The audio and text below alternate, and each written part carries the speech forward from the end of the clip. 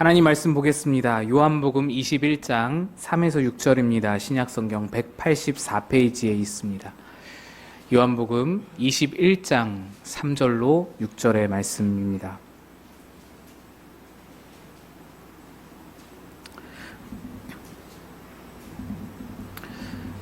우리 한 절씩 교독해서 읽겠습니다. 시몬 베드로가 나는 물고기 잡으러 가노라 하니 그들이 우리도 함께 가겠다 하고 나가서 배에 올랐으나 그날 밤에 아무것도 잡지 못하였더니 날이 새어갈 때에 예수께서 바닷가에 서셨으나 제자들이 예수이신 줄 알지 못하는지라. 예수께서 이르시되 얘들아 너희에게 고기가 있느냐 대답하되 없나이다. 이르시되 그물을 배 오른편에 던지라 그리하면 잡으리라 하시니 이에 던졌더니 물고기가 많아 그물을 들 수 없더라. 아멘. 기도합니다. 하나님, 오늘도 세상에 헛된 모든 것을 등지고서 하나님 앞에 앉았습니다.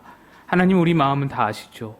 비고비인 마음, 빈손의 마음, 빈털터리의 모든 마음을 하나님 아시죠? 주님의 신령한 은혜로 하나님의 말씀으로 우리 마음 가득가득 넘치도록 차고 넘치도록 채워 주시옵소서. 전화한 자 감추시고 주의 은혜만 바라오며 예수님 이름으로 기도합니다. 아멘. 오늘 본문의 배경은 갈릴리 바다입니다. 예수님은 부활하시면서 제자들을 만나서는 얘들아 갈릴리로 가라. 갈릴리에서 나와 만나자라고 말씀하셨습니다. 제자들은 그 말씀을 따라 갈릴리에 가기는 갔지만 부활하신 주님이 대체 뭘 원하시는지, 그런 주님이 왜 우리를 갈릴리에 보내셨는지에 대해서는 까맣게 생각이 없었습니다. 왜냐하면 갈릴리에서 무엇을 해야 하는지, 주님이 그들을 갈릴리로 보내신 이유가 무엇인지 생각을 하고 있지 않기 때문입니다. 예수님이 제자들을 갈릴리로 보내신 이유가 무엇일까요? 예수님은 예루살렘에서 부활하셨고 제자들도 예루살렘에 있었는데 왜 굳이 갈릴리에서 만나자라고 하셨느냐? 회복을 위해서였습니다. 당시 제자들에게는 예수님의 십자가도 충격이었지만 부활도 충격이었어요. 못지않은 충격이 부활이었습니다. 왜요? 그들은 배반자였기 때문입니다. 그들은 예수님을 부인했기 때문입니다. 예수님이 돌아가시면서 부인하고 배반했던 그들인데 그냥 돌아가셨으면 슬픔만 가지고 끝났을 텐데, 죄책감만 가지고 끝났을 텐데 돌아가셨던 분이 살아나셨습니다. 내가 부인한 스승이 살아나신 거예요. 얼마나 무서워요. 예수님을 죽인 로마 병정들도 무섭지만 이제 예수님도 무서운 상황이 된 거예요. 그러니 예수님이 살아나셨다는데 기뻐하기도 뭐하고, 그렇다고 예수님 부활을 슬퍼하기도 애매하고, 이도저도 할 수 없는 그런 애매한 상황. 그 제자들이 성경을 보면 예수님 부활하셨다는데 미적지근한, 뜨뜻미지근한 그런 반응을 보이는 것이 그런 이유가 아닐까 생각해 봅니다. 예수님은 그런 제자들을 갈릴리로 보내신 겁니다. 왜요? 처음 만난 장소니까요. 함께 여러 시간을 사역했던, 가장 오래 사역하면서 모든 추억이 함께 서려 있는 그 장소이니까요. 수많은 말씀들이 갈릴리에서 선포되었기 때문입니다. 오병이어를 먹이시고 무리를 함께 걸고 풍랑을 잠잠케 했던 그 모든 추억이 다 서려 있는 곳이 갈릴리이기 때문입니다. 다시 처음 그 마음을 회복하러, 다시 처음 그 마음을 다시 가지라고, 그 자리를 되찾으라고 보내신 것입니다. 그런데 이런 예수님의 마음을 아는지 모르는지 제자들은 갈릴리로 돌아오기는 왔으나 장소는 갈릴리인데 마음은 다른 데 있습니다. 주님이 그곳에 보내신 목적에 관심이 전혀 없이 당장 내게 필요한 건 뭐냐? 당장 먹고 살려면 어떻게 해야 되냐? 이 세상이, 이 가정이, 우리 집안 사람들이 나에게 요구하는 것이 무엇이냐? 여기에 떠밀리듯이, 필요와 요구에, 인생 필요와 요구에 떠밀리듯이 3년 전 버렸던 배를 다시 찾고 3년 전 버렸던 그물을 다시 찾고 그리고는 바다로 다시 나아가는 겁니다. 이 일에 가장 앞장섰던 자가 바로 베드로였습니다. 여러분, 물고기 잡는 일은 이 제자들에게 있어서 제일 자신 있는 일이었습니다. 내가 제일 잘하는 거, 내 인생 중에서 가장 오래 해왔던 일, 내가 바다 하면, 갈릴리 하면 바삭한 그 바다, 그 어부 생활, 내게 익숙하고 내 노후화가 묻어있는 그런 길, 그냥 하던 거 하자라는 거예요. 그냥 내 잘하는 거 하자. 그냥 내가 할 수 있는 거 하자. 주님이 어디 계신지도 모르겠고 주님이 언제 오실지도 모르겠고 사명이고 뭐 주님이 주신 부르심이고 그냥 그런 거 생각할 거 없이 그냥 내가 하던 대로 살자. 주님 만나기 이전의 자리로 돌아가 버리는 겁니다. 먹고 살자라는 겁니다. 사실 베드로의 이 모습, 지금 먹고 살자고 주님 만나기 전으로 돌아간 이 모습은요, 예수님이 보실 때에는 예수님 십자가 앞에서 3번 부인한 그 모습보다 더 큰 배반입니다. 왜요? 그때 그 부인은 십자가라는 무시무시한 고통과 죽음 앞에서 일어났습니다. 죽음 앞에서 한없이 연약할 수밖에 없는 그 인간의 본성, 그 두려움, 그 앞에서 일어난 것이기 때문에 충분히 이해할 수 있는 연약함입니다. 그러나 지금은 어떤가요? 상황이 완전 다르잖아요. 예수님이 부활하셨어요. 예수님이 살아나셨어요. 살아나신 예수님 앞에서 지금 등을 돌려서 처음 그 예수님 만나기 이전으로 돌아가 버리는 겁니다. 이거는 더 큰 배반인 거예요. 이거는 더 큰 하나님 앞에, 예수님 앞에 더 큰 배신인 거예요. 예수님이 베드로를 처음 부르실 때 뭐라고 부르셨나요? 내가 너를 사람 낚는 어부가 되게 하리라 부르셨습니다. 그날 예수님을 만나고부터 베드로는 그 있어야 할 자리, 베드로가 지켜야 할 자리가 물고기 낚는 어부의 자리가 아니었습니다.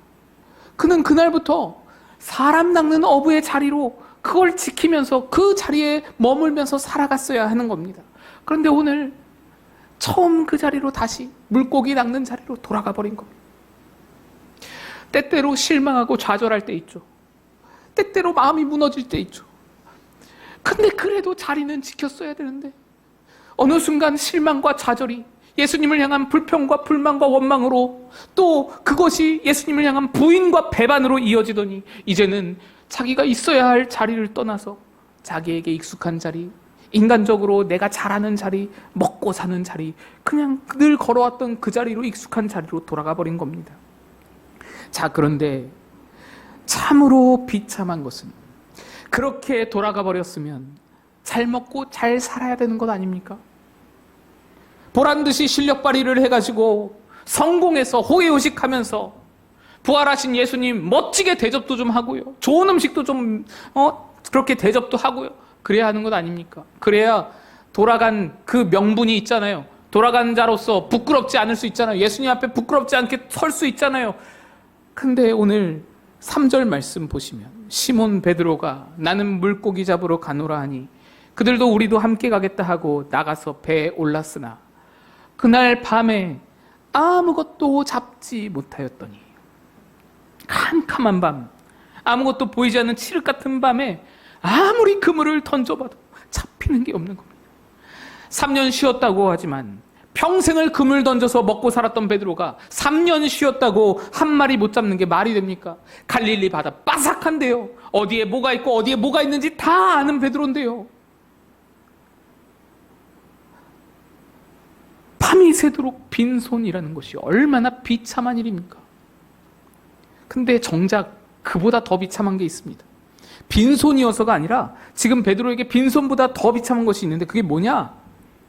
내가 왜 빈손일 수밖에 없는지, 내가 왜 실패할 수밖에 없는지, 이 자리, 내가 익숙한 자리에서 내가 왜 빈손으로 지금 서 있는지 그 이유를 전혀 알지 못하는, 감조차 잡지 못하는, 실패할 수는 있어도 실패의 이유를 알아야 하는데 그 이유조차 모르는 것.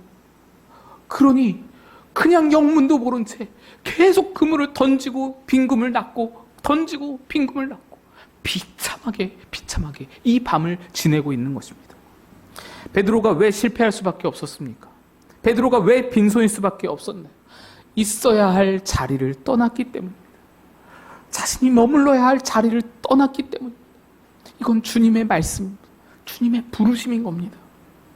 예수님이 주신 자리, 예수님이 그에게 맡기신 자리, 아니 더 정확히는 예수님과 함께하는 그 자리를 떠났기 때문에 얻는 것이 없이 허탈하고 허무하고 빈손이고 몸은 지쳐가는데 마음마저 지쳐가고 그런 상황을 이 베드로가 만나게 된 것입니다.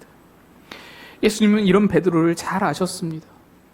지금 경로를 이탈하여서 위치를 벗어나서 빈손으로 방황하며 밤이 하얗게 지새워지는 것을 알고 계셨습니다.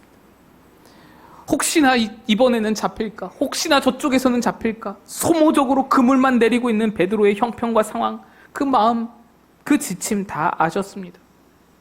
그걸 아셨기 때문에 갈릴리로 보내신 것인데, 갈릴리에서 예수님과 첫 만남 기억하라고 보내신 것인데, 베드로가 방황을 하고 있는 것입니다. 예수님이 베드로를 찾아 나서십니다. 갈릴리 해변에 서서는 멀리 바다 한가운데서 고기 잡고 있는 베드로를 부르십니다. 거리가 상당히 떨어져 있었기 때문에 예수님은 아마 큰 소리로 외치시면서 부르셨을 겁니다. 5절입니다. 얘들아, 너희에게 고기가 있느냐? 얘들아, 너희에게 고기가 있느냐? 이 질문은 예수님께서 제자들의 상황 모르셔서 물으시는 것이 아닙니다. 고기가 몇 마리 있는지 없는지 그게 뭐 중요하다고 예수님이 그거 물어보시겠어요?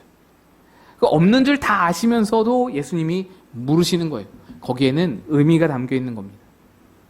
아담이 범죄한 후에 하나님을 피해서 숨었을 때에도 하나님이 아담에게 물으셨죠. 아담아, 너 어디 있느냐? 하나님이 다 보시면서 몰라서 물으시는 거 아닙니다. 그를 깨우치기 위해서 너 어디 있느냐? 너 있어야 할 자리 안 있고 어디에 가 있느냐? 지금 뭐 하고 있느냐? 물으시는 거죠.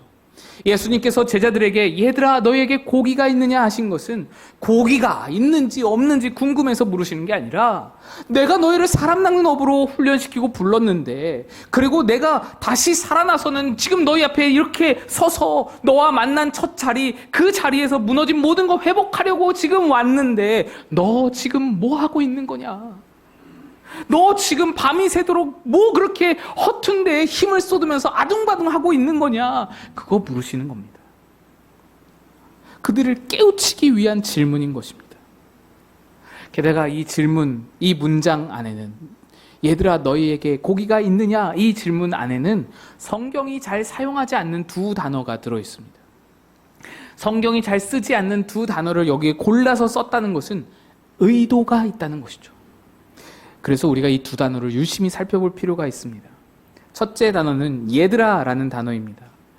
이 얘들아라는 단어는 여러분 잘 아시다시피 파이디온이라는 단어입니다. PPT를 띄워주시고요. 어린아이를 가리키는 헬라어죠.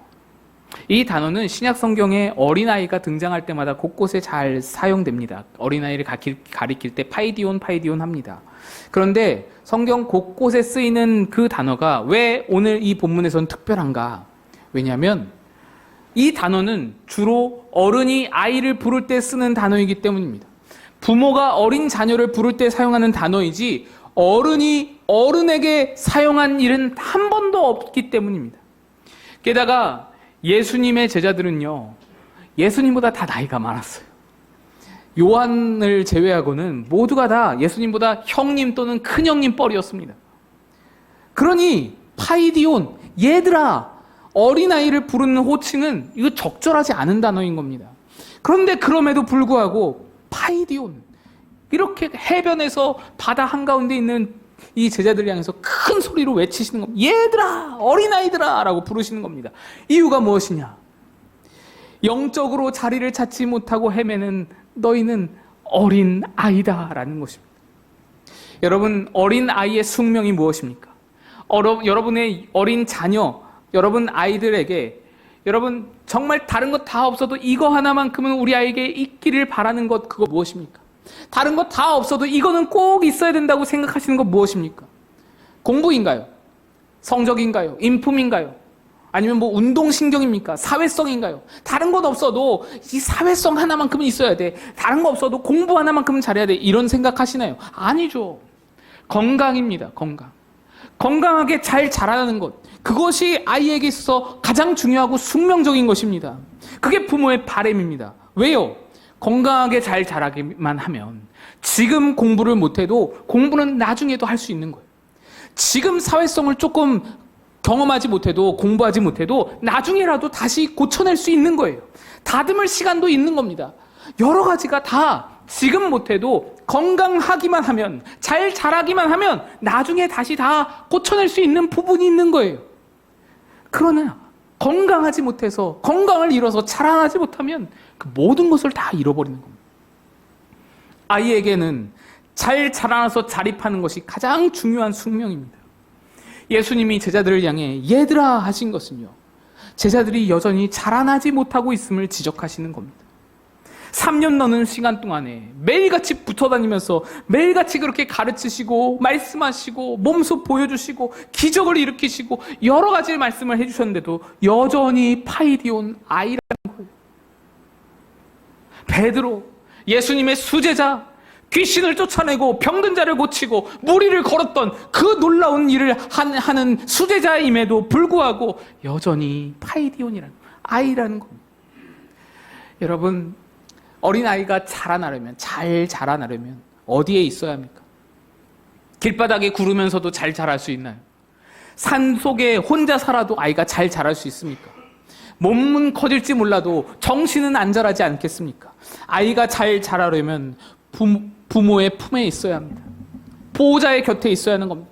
그래야 잘 자랄 수 있습니다. 부모가 없더라도 보호자, 보호시설이나 친척이나 어쨌든 보호자가 있어야 하는 것입니다. 있어야 할 자리를 잃고 방황을 하면 자랄 수가 없는 거예요.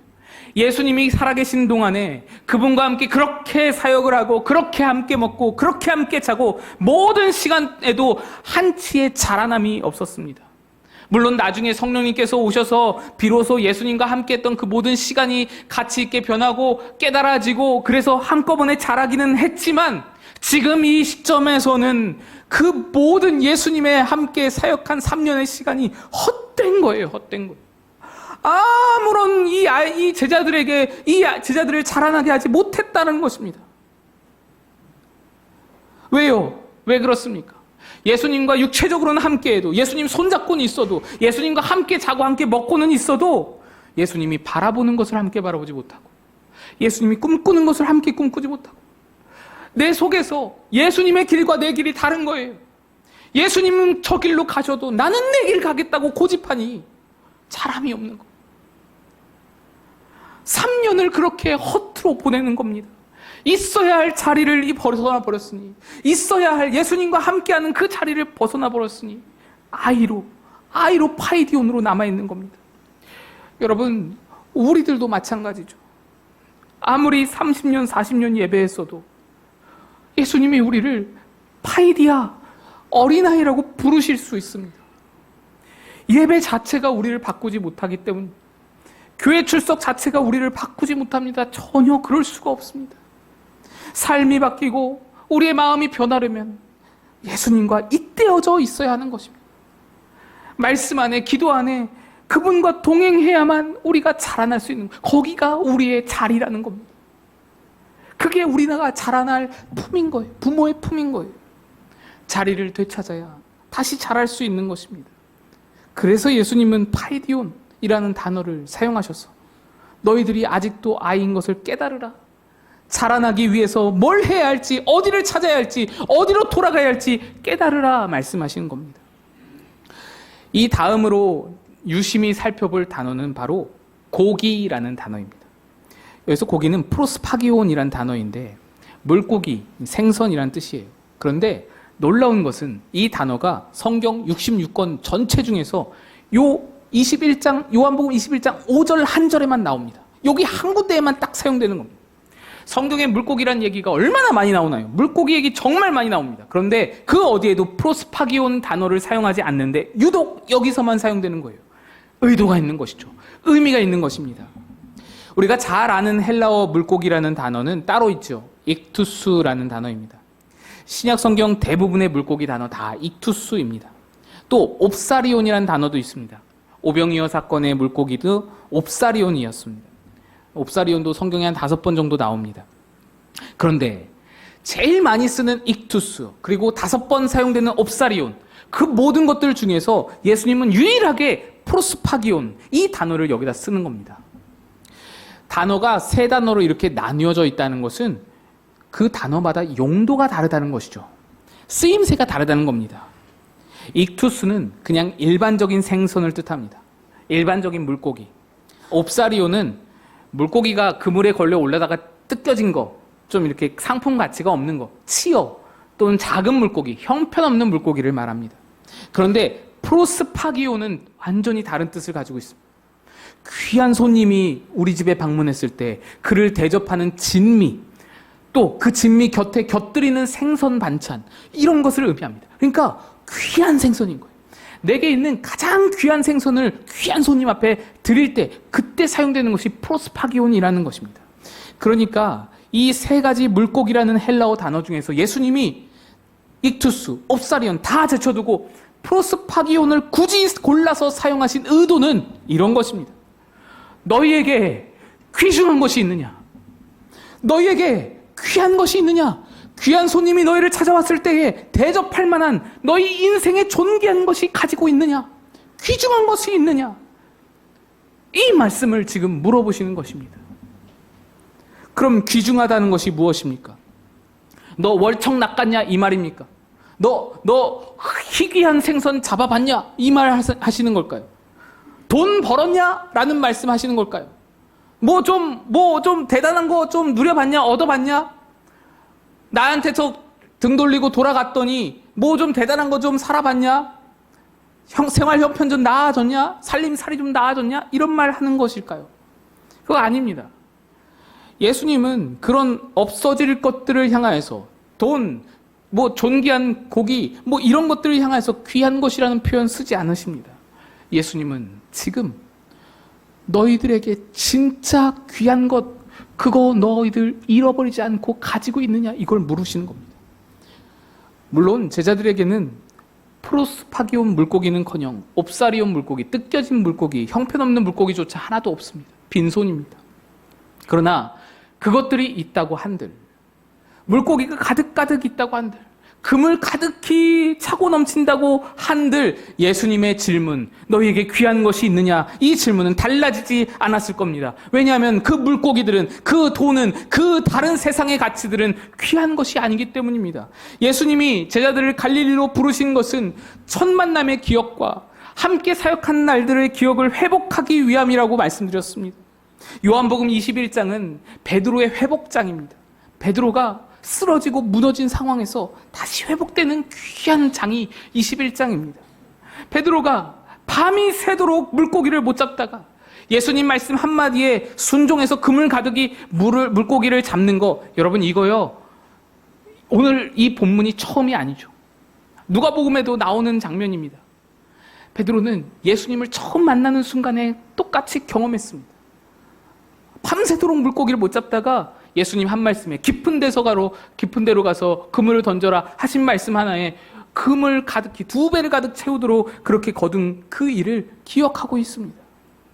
오늘은 오른편에 던지라고 하죠. 무엇입니까? 너 예수님 처음 만난 날 그날 기억하냐라는 겁니다. 너 예수님 처음 만난 날 얻었던 그 귀중한 것 너 여전히 가지고 있냐라는 것입니다. 그날 그 순간을 베드로에게 상기시키는 것입니다. 그렇습니다. 예수님이 지금 너희에게 프로스파기온이 있느냐 물으시는 것은 다른 귀한 것 말하는 게 아니라 회복을 위한 질문입니다. 예수가 있느냐는 겁니다. 밭에 감추었던 보아, 너 그거 어쨌느냐? 너 그거 있느냐? 물으시는 겁니다. 진주 장사가 찾던 그 귀한 진주, 내가 말해주지 않았느냐? 너 그거 어쨌느냐? 너 그거 있느냐? 라는 물음이신 겁니다. 내가 너희에게 가장 귀한 자인데 너희는 지금 어디서 뭘 하고 있느냐? 물으시는 겁니다. 너희가 나를 귀한 자로 여기고 따랐던 그 날들을 생각해 보라는 거예요. 그 날에 얼마나 행복하고 얼마나 만족하고 얼마나 기뻤더냐 물으시는 겁니다. 왜 도로 나를 만나기 전에 그 상태로, 왜 어린아이의 자리로 왜 돌아가 버렸냐라는 거. 거기 가서 뭘 얻으려고, 뭐 귀한 게 있다고 거기서 또 헤매고 있느냐. 왜 또다시 세상 사람들과 똑같은 인생, 그냥 금을 내려 잡히면 먹고 또 안 잡히면 굶고, 잡히면 기계적으로 금을 내리면서 잡히면 아 대박이다 월척이다 좋아하고, 안 잡히면 아 좌절하고 낙심하고 슬퍼하고, 그런 인생. 무엇이 진짜 귀한지 무엇이 진짜 가치 있는지 아무 생각 없이 그냥 세상에 등 떠밀려서 쫓기듯이 살아가는 그런 인생, 왜 또 거기에 앉아 있느냐. 가장 귀한 것을 두고서 어디에서 지금 방황하고 있느냐, 무엇을 찾고 있느냐. 예수님이 파이디온, 프로스파기온을 사용하시면서 이 질문을 던지시는 것은 한마디로 표현하자면 돌아와라, 돌아와라 라는 거예요. 아이같이 방황하지 말고 돌아오라 라는 예수님의 애타는 외침이었던 것입니다. 여러분, 만약에 예수님께서 여러분에게 이와 똑같은 질문, 너희에게 프로스파기온이 있느냐, 정말 귀한 것이 있느냐 물으신다면 지금 여러분은 이 자리에서 무엇이라고 대답하시겠습니까? 네, 주님, 저 귀한 것이 있습니다. 저 성공했습니다. 저 돈 좀 많이 벌었습니다. 저 행복합니다. 저 많은 것을 이뤘습니다. 대단한 것을 이뤘습니다. 이렇게 대답하시겠습니까? 그건 완전히 동문서답하는 것입니다. 그러면 네, 주님, 저 예배 드렸습니다. 저 주일 성수했습니다. 헌금 잘 냈습니다. 이거 대답하시겠습니까? 제자들도 3년 동안 예수님과 떨어져 본 적이 없이 함께 사역하고 함께 동고동락하고 함께 교육받았습니다. 매일이 예배고 매일이 사역이었습니다. 그런데도 예수님은 그들을 아이라고 부르셨습니다. 그런데도 만나기 이전의 삶으로 획가닥 돌아가 버리는 그런 결정을 하는 자들이었습니다. 너희에게 프로스파기온, 정말 귀한 것이 있느냐는 질문은 그런 의미가 아닙니다. 예수님이 여러분에게 물으십니다. 너 지금 나와 함께 있느냐? 너 내 뜻을 함께 바라보고 있느냐? 너 내 꿈을 함께 꿈꾸고 있느냐? 내가 너에게 맡긴 인생의 자리, 너 지금 그 자리에 함께 있느냐? 내가 너를 부르신 그 자리, 너 지금 그 자리에 함께 있느냐? 너에게 가장 귀한 프로스파기온 예수 그리스도를 너 지금 소유하고 있느냐? 너 예수를 가진 자 되었느냐? 이 질문에 여러분은 어떤 답을 내놓으시겠습니까? 피아니스트 백혜선 씨의 이야기입니다. 그녀는 1994년 29 나이에 세계적인 콩쿨 차이코프스키 콩쿨에서 입상한 후에 서울대 음대 교수로 바로 임용이 되었다 합니다. 20대 후반 29 나이에 서울대 음대 교수로 임용이 된 거예요. 그러니까 교수가 29살이니 학생 중에 조금 사연 있는 남학생들, 군대에 복학하고 뒤늦게 음대 지원하고 성악하고 뭐 그런 분들의 경우에는 교수보다 나이가 훨씬 많은 거예요. 오빠도 훨씬 오빠인 겁니다. 그 정도로 아주 어린 시절, 젊은 시절에 20대부터 국내에서는 물론이고 세계적으로 실력을 인정받아 인생 탄탄대로가 펼쳐져 있는 서울대 음대 교수 백혜선 교수였습니다. 그런데 그런 그녀에게도 불만이 있었는데요. 서울대 음대가 우스워 보이는 거예요. 이게 뭐 스탠포드야? 뭐 하버드야? 여기 있는 사람들 왜 저렇게 권위적이야? 여기 있는 사람들 뭐 저렇게 잘났다고 잘난 척이야? 마음에 안 드는 거예요. 한국 땅이 좁아 보이는 겁니다. 한국 땅이 별로 좋게 느껴지지 않는 겁니다. 미국에서 자랐거든요. 미국에서 자라고 아버지가 보스턴에서 아파트도 물려줄 정도로 괜찮은 집안이었거든요. 그러니 미국 생활을 떠올려 볼 때 한국이 별거 없는 겁니다. 이 서울대학 별거 없는 겁니다. 그래서 고민하다가 임용 10년 만에 해직하고 그 해직을 만류하는 남편과 이혼까지 해버리고 그냥 자신만만하게 난 더 큰 물에서 놀아야 돼. 미국 뉴욕으로 건너가 버렸습니다. 미국 뉴욕, 그 중에서도 뉴욕의 중심이라 할 수 있는 맨해튼 한복판에 자리를 잡고 초호화 생활을 이어갑니다. 자녀 교육을 세계 최고 수준으로 해야 된다 생각하여서 영화감독 우디 앨런의 자녀가 다니는 어린이집, 학교 아니고요, 유치원도 아니고요, 어린이집, 그 어린이집부터 아이들을 보내는 거예요. 시티뱅크 CEO 자녀들이 다니는 학교 알아봐서는 거기를 보내는 겁니다. 영화배우 마이클 제이 폭스의 자녀가 다니는 학교, 이런 거를 다 알아보고는 그 세계 최고 수준이라는 학교, 미국 뉴욕 한복판에 있는 그 학교들을 다 보내는 거예요. 아침마다 택시 태워서 보내는 거예요. 돈이 얼마가 들든 상관이 없습니다. 돈은 얼마든지 있으니까요. 아이들을 교육시키는 거예요. 그래서 실제로 두 자녀를 다 하버드 보냈어요. 또 어려서부터 아버지의 영향으로 미국 부동산 재테크에 관심이 있어가지고 뉴욕 맨해튼 그 한 중심, 세상에서 가장 비싸다는 그 센트럴파크 옆에 있는 아파트를 3채나 매입했습니다. 돈이 많은 거예요. 부동산 재테크로 평생을 여유롭게 초호화로운 생활을 누리면서 살 수 있겠다 계산이 섰습니다. 맨해튼 아파트 3채면은 괜찮은 거예요. 나 이제 평생 먹고 살 수 있는 거예요. 아니, 여기서 더 부자가 될 수 있는 길이 창창대로로 열린 겁니다. 그 꿈을 꿨습니다. 그 생각을, 계산을 섰습니다. 주변에서 위험하다고 조언을 해도 듣지 않았습니다. 들리지가 않죠. 지금 이렇게 잘 되는데 어머니가 기도하라고 잔소리해도 귓등으로도 듣지 않았습니다. 그런데 그러한 초호화 생활이 얼마 가지 못했습니다. 리먼 브라더스 파산인가요? 서브프라임 모기지 사태인가요? 전 잘 모르겠는데 그런 미국 최악의 금융위기가 닥쳐오면서 아파트 값은 폭락을 하고 금리는 끝을 모르고 치솟는 겁니다. 아니, 미국의 맨해튼, 뉴욕 한가운데 맨해튼 아파트인데 그 값이 떨어지는 거예요. 이런 희귀한 장면을 보게 된 거예요. 여러분, 그 잘 사는 동네 맨해튼에서도 대출이자를 갚지를 못해서 갚을 수가 없어서 집을 버려두고 그 귀중한 집, 그 세상에서 가장 비싼 집을 버려두고 도망가는 사람들이 속출했다고 합니다. 한 집 건너 한 집이 다 도망가는 거예요. 그 정도로 사태가 심각했었습니다. 백 교수는 그래도 자기는 버틸 줄 알았습니다.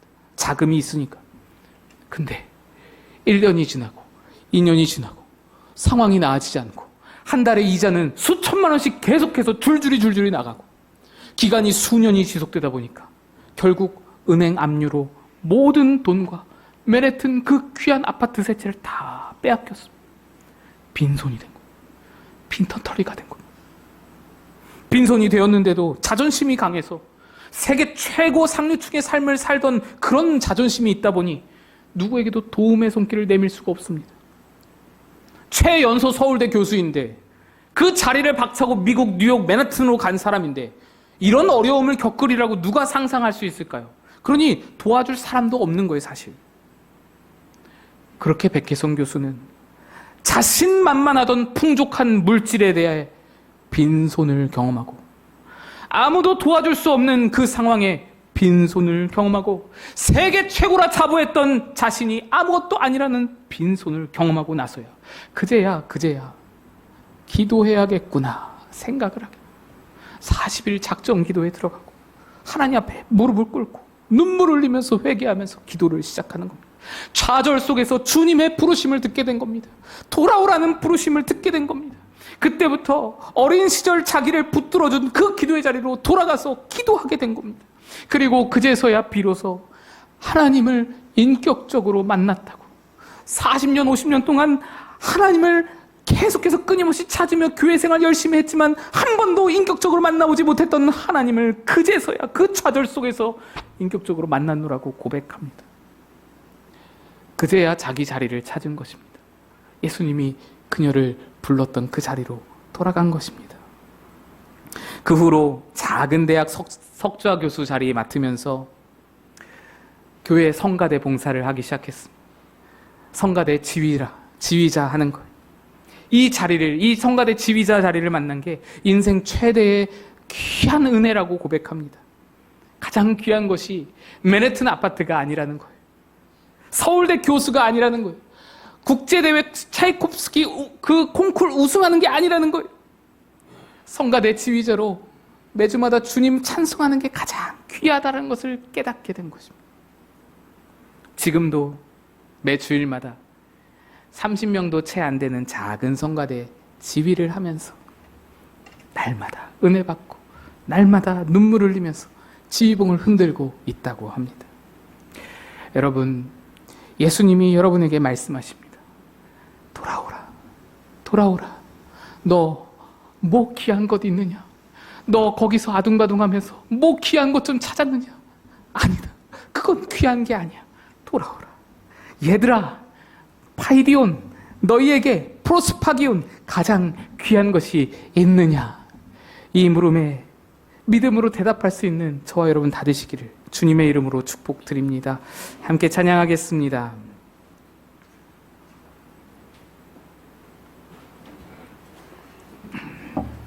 우리 다 자리에서 일어나서 찬양하겠습니다.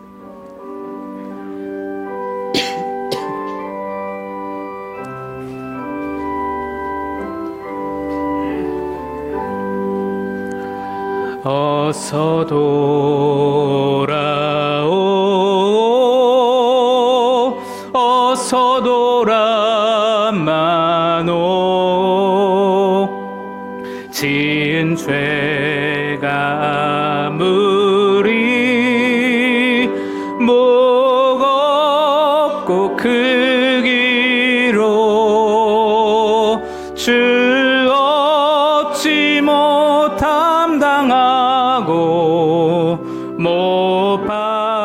받으시리요. 우리 주의 넓은 가슴은 하늘보다 넓고 넓어. 어서 돌아오, 어서 돌아만. 우리 주는 날마다 기다리신다오.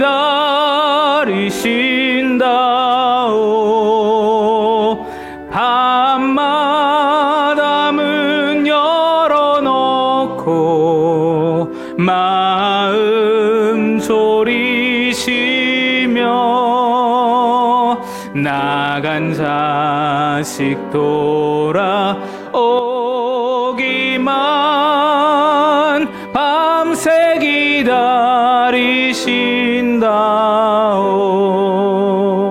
어서 돌아오,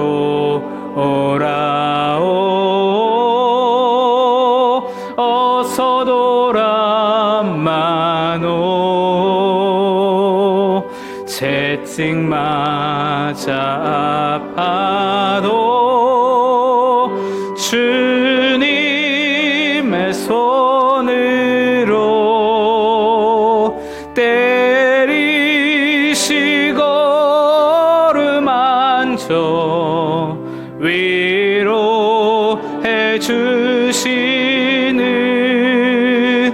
우리 주의 넓은 품으로 어서 돌아오, 어서